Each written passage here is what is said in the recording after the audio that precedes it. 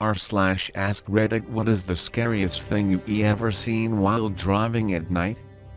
A ducking owl standing on the carcass of a large buck in the mountains at 3 to 5 a.m. All you see as you approach are two glowing red orbs, then slowly becomes a huge dark form standing on the edge of the road with eyes of fire. Then you get close enough and this massive ducking owl just gives you the death stare as you go past. You realize it was just a large base owl standing on the remains of fresh roadkill. Freaked me out for the rest of the dark part of the drive.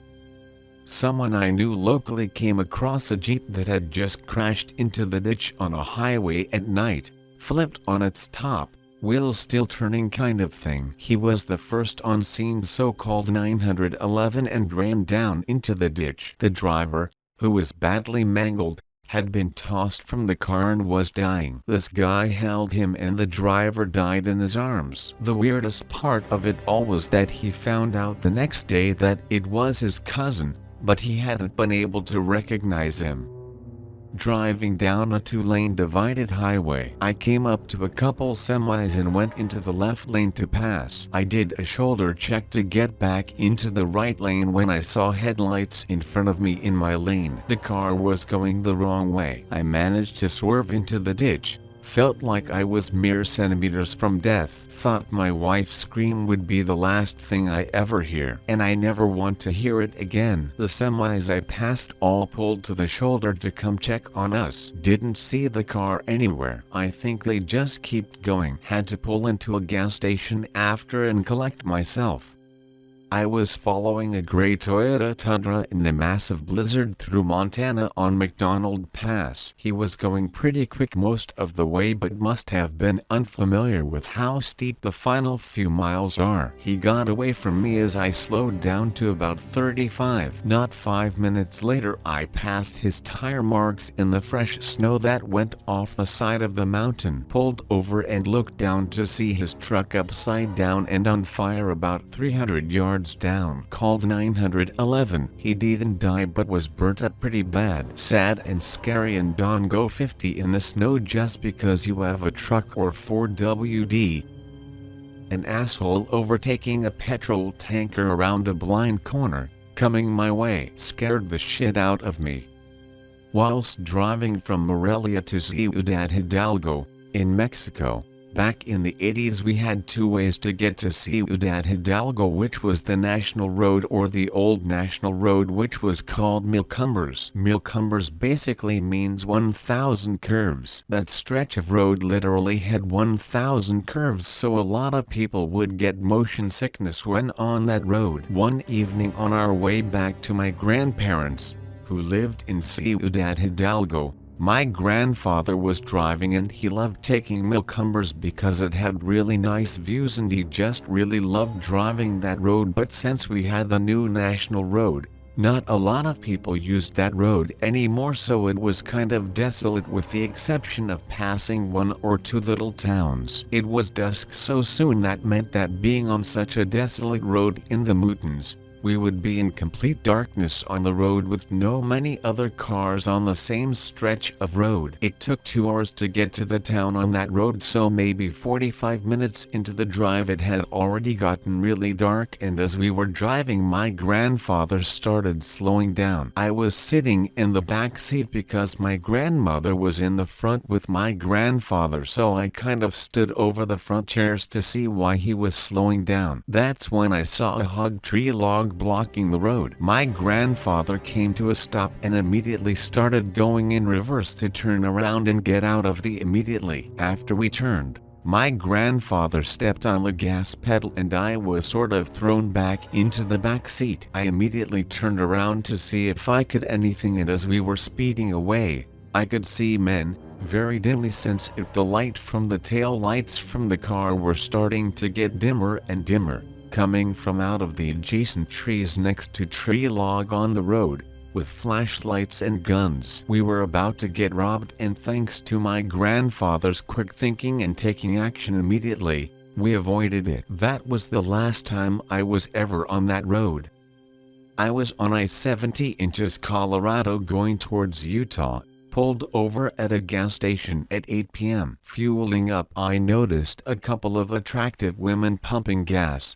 On the other side of the pump was the man in his late 40s, just staring at these young women without notice of anything else going on around him. I walk inside to go grab some food for the next few hours of driving. When I come out, I see both the younger women's car and the older man's truck are gone. I decided to hang out at the gas station for the next hour to catch a little sleep before hitting the road again. After driving for a few hours, I was speeding heavy. I pull over at yet another gas station. The young women are there getting gas and eating some food on a picnic table. Looked like they had been there for a while. I didn't see any sign or the man in the truck, but can't say I was looking very hard for it. Well, here is where it got creepy as hell. Can't say I didn't stare at them a bit. I mean, they were good-looking women. As I am watching them leave, I see in the next parking lot over some headlights turn on, and it's the same man as before. He leaves when the women leave once again. Okay, that's a bit weird, but could just be a coincidence as there weren't many places to pull over. I leave a few minutes later and catch up to them. Now this guy is riding their ass with his high beams on. I decided to slow down and stay a distance behind the truck. 10 minutes or so later, the women pull over once again to most likely get this guy off their ass. With a sign of relief, the truck keeps going and I continue on my way. About 1 mile down the road, the guy just pulls off to the side of the highway. So I pull off a mile or so down the road again. Sure enough, the women drive by and the guy is still following them. At this point, we are out in the middle of nowhere and too many coincidences have happened. I called the cops to alert them, and about 15 minutes the cops pulled the guy over. I could have just seen too many horror movies that started like this and overreacted, but you never know. Better safe than sorry. It was a good call to alert the police. Even if it was a coincidence, no harm would have been done to the guy, and if it wasn't, you might have just saved those two girls' lives.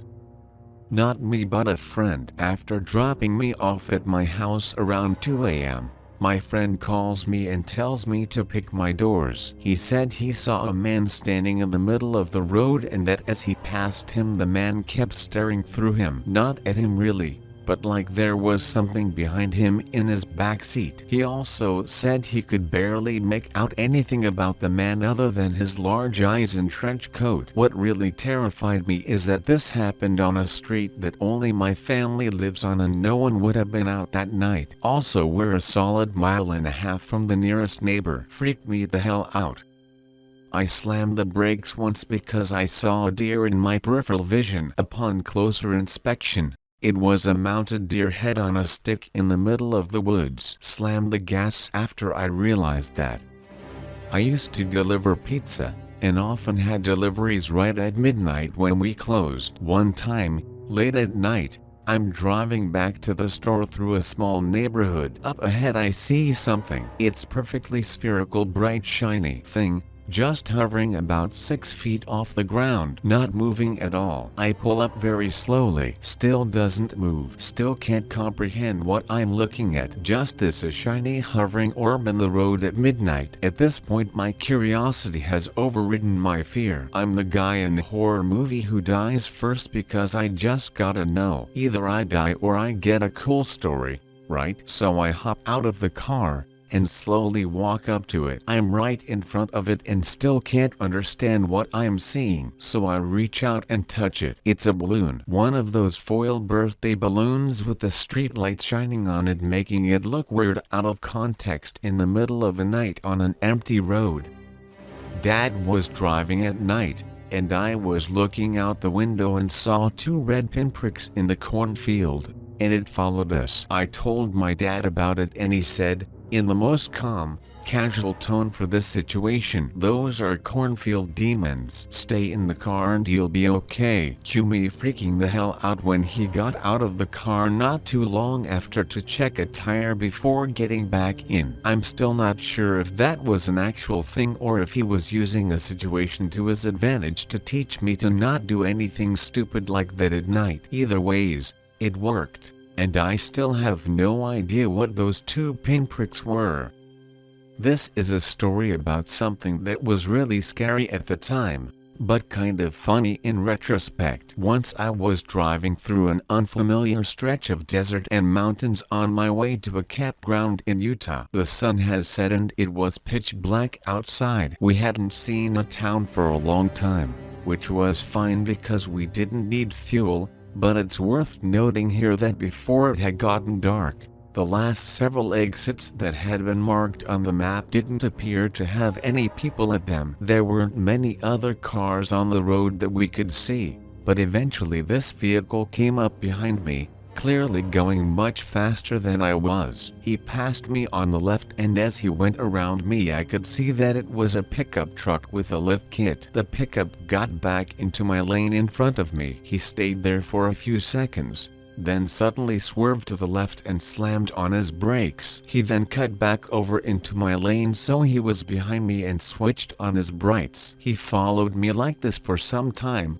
getting right on my rear and flashing his brights repeatedly. I started getting nervous at this bizarre and aggressive behavior. I told my wife to help me find a populated exit. The road began to spiral down a steep mountainous slope. What followed next was a progression of increasingly alarming road signs that seemed like they belonged in a Looney Tunes cartoon where a character is about to careen off a cliff. These signs said things like, "Watch for wildlife, frequent wildlife crossing next 20 miles, watch for ice, watch for falling rock," etc. None of them would have been scary on their own, or maybe in the daylight, but at night, in a situation where I was starting to panic, they seemed alarming, and it seemed like they were ridiculously increasing in severity. At one point, a sign popped up that said road damage. Since I was in panic mode, I remember exclaiming,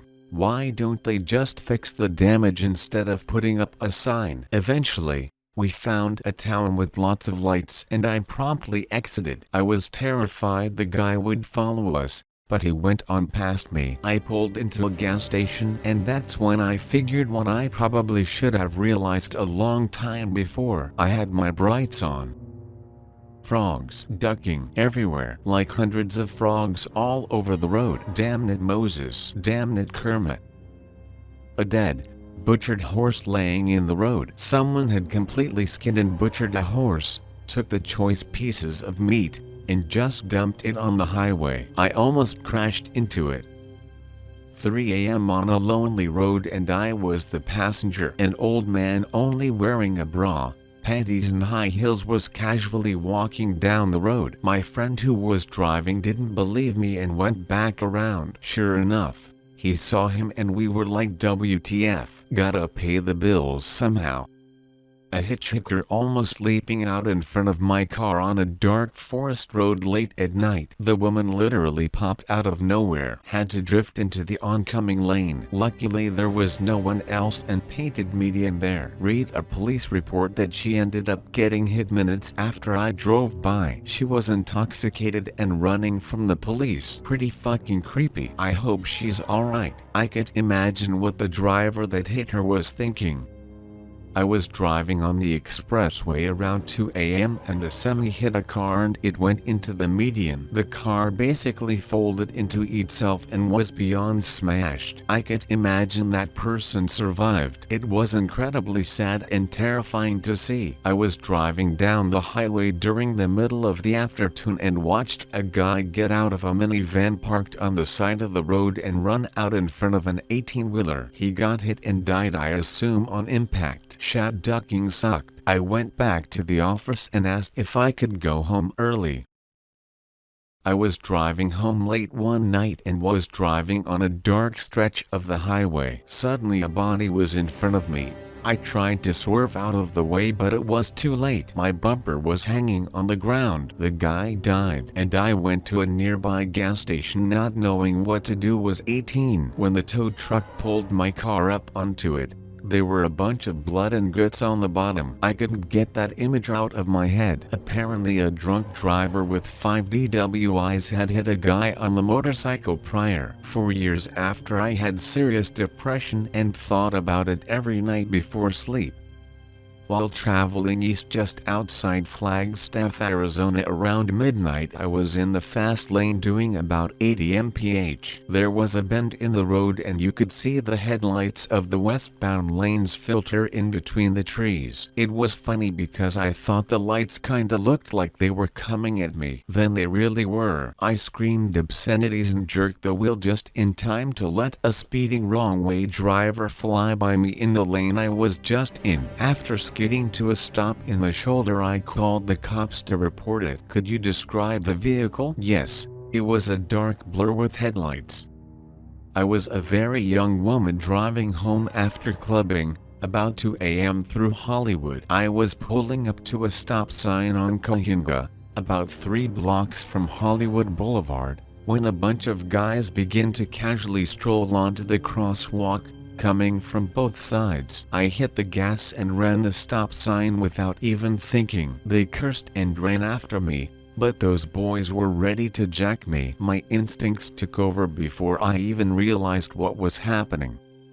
Kill a clown on the side of a deserted country road during the 2016 clownpocalypse. I think I cried.